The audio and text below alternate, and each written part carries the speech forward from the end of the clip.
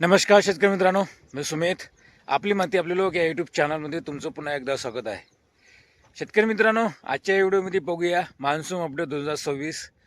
तज्ज्ञ लोकांनी IMD हवामान अंदाजानुसार आपण हवामानाचा अंदाज पाहूया. शेतकरी मित्रांनो बघा, व्हिडिओ शॉर्टपर्यंत बघा शेतकरी मित्रांनो, आणि व्हिडिओ आवडल्यास लाईक शेअर कमेंट नक्की करा. चला तर व्हिडिओला सुरुवात करूया शेतकरी मित्रांनो.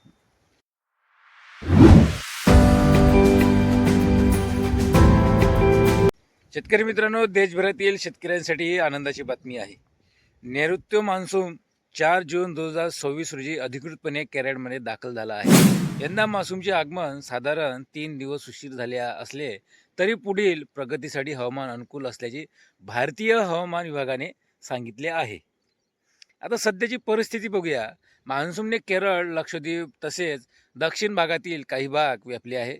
पुढील काही दिवसात कर्नाटक, गोवा आणि महाराष्ट्राकडे मान्सूनची वाटचाल होण्याची शक्यता आहे. आता महाराष्ट्रातील काय, कधी येईल? विदर्भ, मराठवाडा आणि पश्चिम महाराष्ट्रात सध्या मान्सूनपूर्व सरी सुरू आहेत. अनेक ठिकाणी मेघगर्जने, विजेचा कडकडा आणि वादळी वाऱ्यासह पाऊस होत आहे. हवामान अनुकूल राहिल्यास पुढील आठवड्यात मान्सून महाराष्ट्रात प्रवेश करू शकतो. आता शेतकऱ्यांनी काय तयारी करावी? शेतकरी मित्रांनो, बियाणे आणि खताची उपलब्धता तपासा.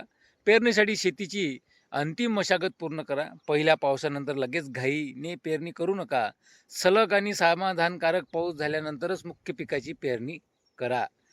आता सोयाबीन व कापूस उत्पादकासाठी बघा, पेरणीपूर्वी बियाण्याची उगवण चाचणी तपासा. बीज प्रक्रिया करूनच पेरणी करा. पावसाची सातत्यपूर्व स्थिती पाहून पेरणीचा निर्णय घ्या. आता या सगळ्या गोष्टी निष्कर्ष काय निघतो शेतकरी मित्रांनो? आता झाला हवामानाचा अंदाज. पण यंदाचा मान्सून उशीर सुरू झाला असला तरी तो आता सक्रिय झाला आहे.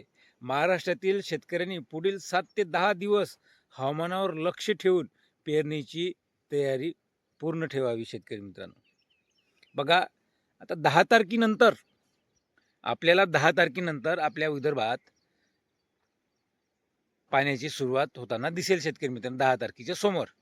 जर 10 तारखेच्या अगोदर जर वातावरणात काही बदल झाला तर 10 तारखेच्या समोरही पाऊस आपल्याला अजून जास्त दिवसही लागू शकतील. शेतकरी मित्रांनो, कारण की निसर्ग होय, कधीही बदल होऊ शकतो. आता तर पाणीला सुरुवात झाली. तिकडे केरळमध्ये पाणी आलेलं आहे, नाही का?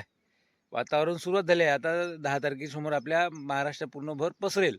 पण निसर्ग होय, कधीही हवामान बदलू शकतं, नाही का? आता शेतकरी मित्र, हवामानाचा अंदाज तुम्हाला कसा वाटला नक्की कमेंट बॉक्समध्ये करा. आणि तुमच्या भागात पाऊस सुरू झाला आहे का, आणि तुम्ही कोणत्या पिकाची पेरणी करणार आहात कमेंटमध्ये नक्की सांगा शेतकरी मित्रांनो. तर पुन्हा भेटूया नेक्स्ट व्हिडिओमध्ये. धन्यवाद. जय जवान, जय किसान.